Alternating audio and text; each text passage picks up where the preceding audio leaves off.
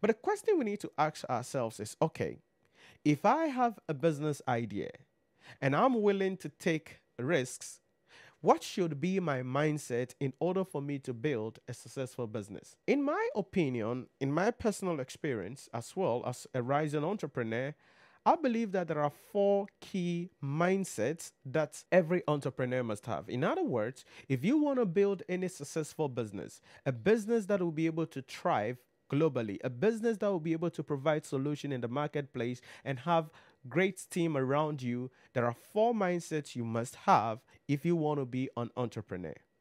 Number one is you burn the ship, no plan B. Listen to me carefully. This is not like staking lotto. This is not a bet. This is not like my tribe, my quay. This is not like, okay, I'm doing this, and if it doesn't become successful, I'll go do something else. If you start the journey with a plan B, I'm sorry, but you're not going to become successful. I'm sorry, but you cannot build any big business. It is doing it and doing it wholeheartedly.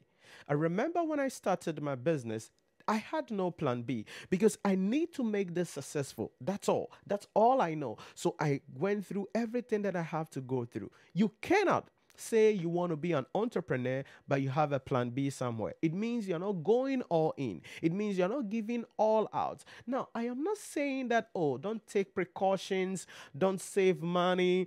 That is why we said earlier that an entrepreneur is someone who is willing to take articulated risk. But if you want to become successful, there shouldn't be any plan B. Like, okay, oh, if this business doesn't become successful, I'll go back to go and work.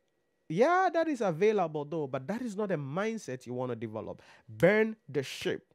When you burn the ship, there's no turning back. The only alternative you have is to win this battle, is to win this war, and is to build that business into a successful, profitable business. Number two, curiosity. You see, learning is very key if you're going to be starting your business because there are a lot of things you have to know before getting into business. We live in a world today where people sleep and wake up and have some ideas and they think that that idea can sell a lot, but they don't know anything about sales. They don't know anything about lead generation.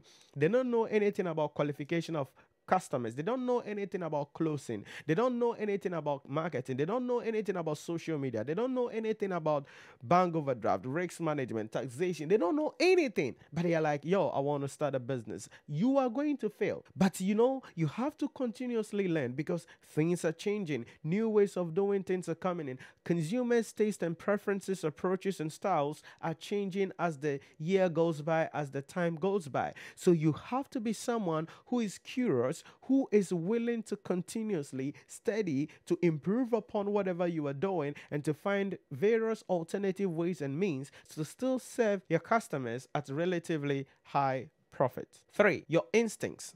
That is the inner voice. You see, 99.9% of the time, people around you are going to doubt you.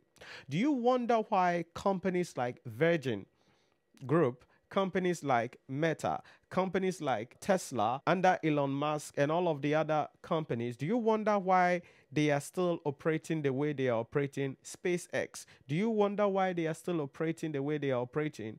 Everybody was against the idea. Many of these things that you see, people didn't applaud it. There were professors who were like, oh, this idea will never sell. This business will never stand. But the people didn't give up. The founders didn't give up. They still pursued it. Why? Because some way, somehow, they know deep down in their hearts that this thing is going to work. It's called the inner voice. Listen to me, whether you like it or not, that inner voice, it's going to guide you. It will be your compass because when everything around you says no, but you know deep in your heart that this is going to be successful, you will continue and do it. And one day, it will become successful. That has been the core of my being as a rising entrepreneur. When I wanted to start my business, I spoke with people that are experts that I went to. There are various entrepreneurship activities or competitions that I attended. And the last one that I attended, which made me to stop attending all of those things to really focus and build my business, was the man told me that, hey, you appear to be an intelligent young man.